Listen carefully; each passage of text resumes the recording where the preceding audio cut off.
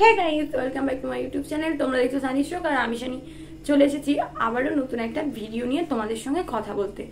তো গলার অবস্থা খুব খারাপ, কিন্তু তার সত্ত্বেও তোমাদের জন্য ভিডিও না নিয়ে এলে চলে। তো ভিডিওটি কোনোরকম স্কিপ না করে পুরোপুরি আমার সঙ্গে দেখতে থাকো। হ্যাঁ, চ্যান্ডেল চ্যাম্পিয়ন মুভিটা বেরিয়েছে অনেকটাই আগে, বাট আমি 4 থেকে 5 দিন লেট করে ফেলেছি মুভিটা দেখতে। একের পর এক মুভির মাঝখানে কোনটা ছেড়ে কোনটা দেখবো এটাই বুঝতে না পেরে চ্যান্ডেল চ্যাম্পিয়ন মুভির রিভিউ নিয়ে হাজির হয়েছি তোমাদের সঙ্গে কথা বলবো বলে। চ্যান্ডেল চ্যাম্পিয়ন হলো স্পোর্টস ড্রামা মুভি, অন্যদিকে বায়োপিক, যেখানে কার্তিক আরিয়ান লিড অ্যাক্টর। শ্রী মুরলীকান্ত পেটকারের স্পোর্টস ড্রামা মুভি এটা। মুভিটিতে মোট 3টি খেলাকে দেখানো হয়েছে: কুস্তি, বক্সিং ও সাঁতার। সাথে রয়েছে রিয়েল লাইফ বেস স্টোরি। বারবার ভেঙে পড়েও কিভাবে সে ওভারকাম করছে সেটার উপরই অনেক বেশি ফোকাস দেওয়া হয়েছে।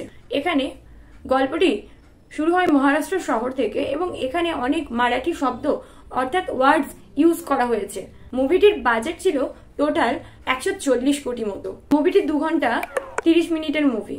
প্রথম পার্টে দেখানো হয়েছে 2টি খেলাকেই, কিভাবে বিল্ড আপ করে আর্মিতে সে যায়, কেমন করে বক্সিং শেখে। সত্যি বলতে বোম ব্লাস্টের যে সিনটা রয়েছে সেটা সত্যিই খুব সুন্দর করেছে। সেকেন্ড হাফে ইমোশনাল দিকটাকে দেখানো হয়েছে, অর্থাৎ ইন্টারভেলের পর থেকে শুরু হয়েছে ইমোশনাল দিকটা। মুরলীকান্তের গুলি লাগার পর অপারেশন এবং স্ট্রাগলের টোটাল জার্নিটাকে দেখানো হয়। 9টা গুলি লাগার পরেও ভেঙে না পড়ে মনের জোরে প্যারা অলিম্পিকের জন্য তিনি তৈরি হন, যেটা সত্যি সবাইকে মোটিভেট করেছে। যেভাবে এই রিয়েল লাইফ বেস স্টোরিটিকে বড় পর্দায় নিয়ে আসা হয়েছে সত্যিই প্রশংসার যোগ্য। এবার আসি স্টোরিটি কেমন। কার্তিক আরিয়ান মুরলীকান্ত পেটকারের ক্যারেক্টারে অ্যাক্টিং করেছেন, যিনি তার ফ্যামিলির কাছে গোপনে দঙ্গল শিখেছিলেন। গ্রামের জামায় আখড়ায় হেরে যাওয়ার পরেই তাকে গ্রাম ছেড়ে পালিয়ে যেতে হয়েছিল। পালাতে গিয়ে তিনি সৈনিক হয়ে ওঠেন। অলিম্পিকে স্বর্ণপদক লাভ করে তিনি সেনাবাহিনীতে যোগ দেন এবং স্বর্ণপদক পাওয়ার সময় তার গায়ে মোট 9টা গুলি লাগে। অনেকদিন কোমায় ছিলেন, কোমরের নিচের অংশটা সম্পূর্ণ অকেজো হয়ে পড়ে। গল্পটা সত্যিই আকর্ষণীয়। গল্পের শুরু, যেখান থেকে বৃদ্ধ মুরলীকান্ত ভারতের রাষ্ট্রপতির বিরুদ্ধে এফআইআর করতে আসে। যে দৃশ্যে পোর্টস দেখানো হয়েছে শুরু থেকে শেষ অবধি পুরোটাতেই আমাদের সকলকে এঙ্গেজ রেখেছিল।